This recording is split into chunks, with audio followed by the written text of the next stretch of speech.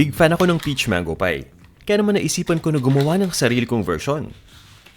Para sa video na to, ikumpara natin yung dalawa. Tikman natin kung may panama ba tong version natin dun sa original at kung ano yung mas masarap.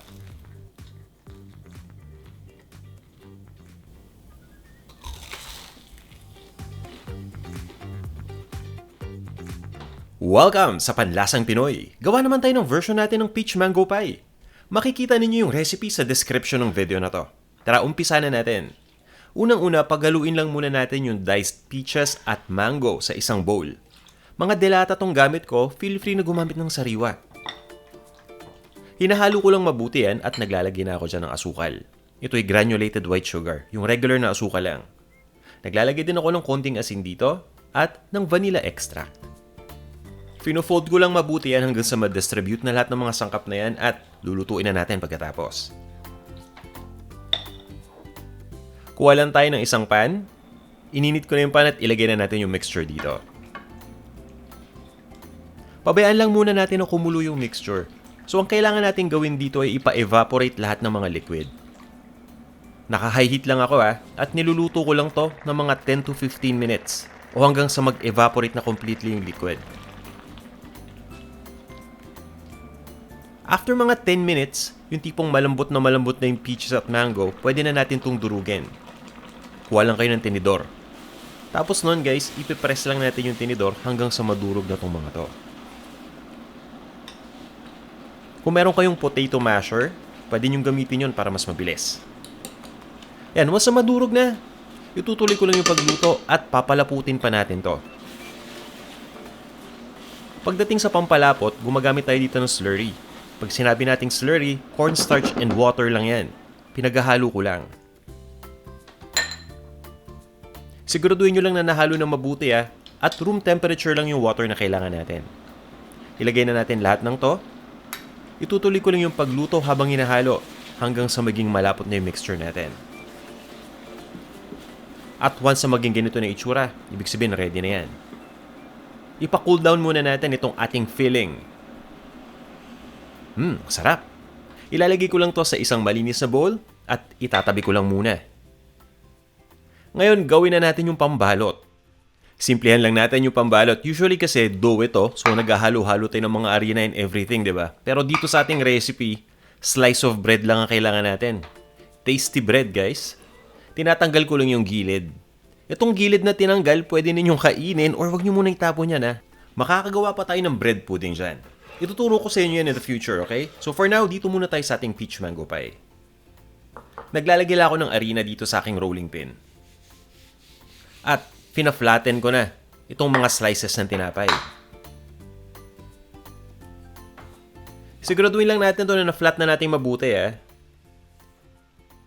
So gawin lang natin itong step na to hanggang sa ma-flatten na natin lahat ng mga slices ng tasty bread na meron tayo.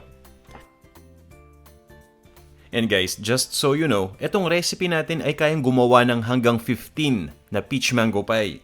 Yun nga lang, 5 lang muna yung ginamit kong tinapay dito for demonstration purposes, para mapabilis lang tayo. So yan, at this point ay ready na tong ating mga tasty bread. Pwedeng-pwede na nitong ibalot yung filling na niluto natin kanina. I-prepare lang natin yung itlog. 2 itlog ang gamit ko dito. Binibeat lang muna natin yan.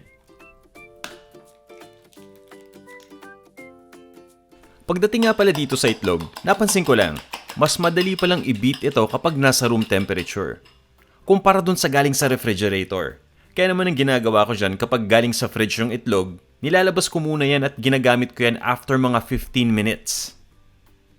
At ngayon itong itlog naman guys ay binabrush ko lang dito sa tasty bread. So papaikot lang yan, makakatulong yan mamaya para mag-bind.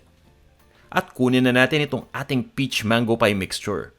Ang kagandahan dito sa ginagawa nating version, meron tayong control dun sa dami ng filling. O diba, pwede tayong maging galante. Pero wag naman sobrang galante to the point na hindi na natin ma-secure ito Baka kasi lumabas lang yung filling natin, sayang naman. At speaking of secure, fino-fold ko na yung tinapay at sinesecure na natin yan gamit ang tinidor. Simple lang to, nakita nyo naman, diba? Pinipress ko lang yung itaas o yung ilalim na part ng tinidor against the bread. Dapat may pressure, diba? para talagang masilyan mabuti. At dating gawin, no? Gawin lang natin itong step na to. Dun pa sa ibang mga tasty bread na na-flatten na meron tayo. Or hanggang sa maubos na totally yung mixture. Ang kagandahan dito, kapag gagawin natin yung 15 na peach mango pie, hindi naman natin kailangan lutuin lahat eh. Pwedeng kalahati lang muna. Tapos yung kalahati, ilagay lang natin sa freezer for later use. O diba? Meron tayong pang merienda kagad in the future in case na gusto natin. At this point ay ready na to. Doon na tayo sa susunod. Ang next step natin ay i-dredge lang natin sa harina itong ating mga peach mango pie. Ang gamit ko dito ay all-purpose flour. Ang pag-dredge sa all-purpose flour ay nakakatulong para kumapit mabuti yung breading natin. Kaya siguraduhin lang natin na nalagyan na ng harina lahat eh. And ngayon naman, ipe-prepare ko na itong ating Good Life breadcrumbs. Ang gamit ko dito ay yung 80-gram pack. Saktong-sakto ito dun sa ating 15 na peach mango pie. Nilagay ko lang yan sa isang malapad na bowl. Ngayon naman, kukunin ko lang yung beaten egg natin. At pati na rin yung mga peach mango pie na na-dust natin kanina. I-dip lang natin ito dito.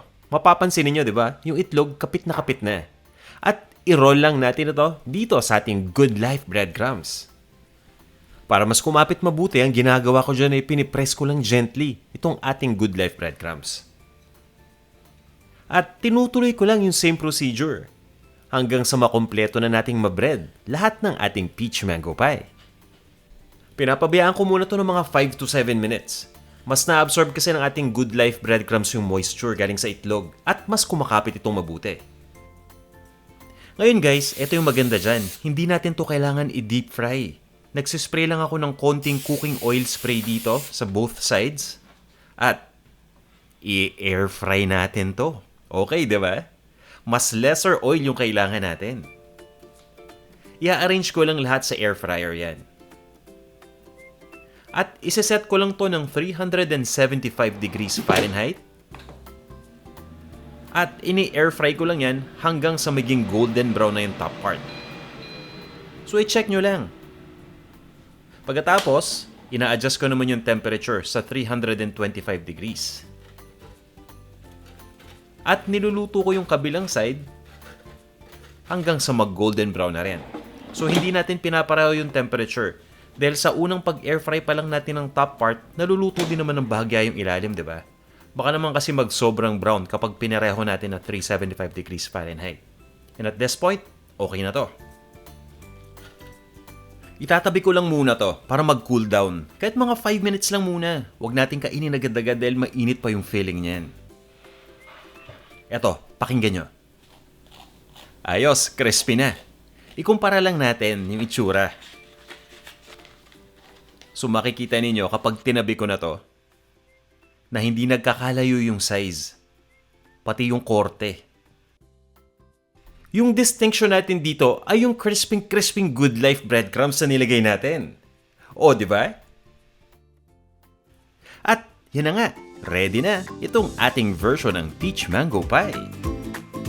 Tara, tikman na natin to.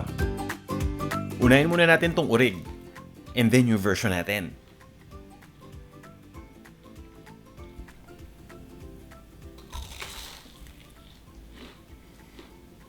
Wow! Parehong masarap at hindi nagkakalayo yung lasa ng filling. Mas nagustuhan ko lang yung texture ng version natin dahil crunching-crunchy ito. Gawa ng Good Life breadcrumbs. Guys, sana subukan nyo tong ating peach mango pie version gamit ang Good Life breadcrumbs. Tara na! Kain na tayo!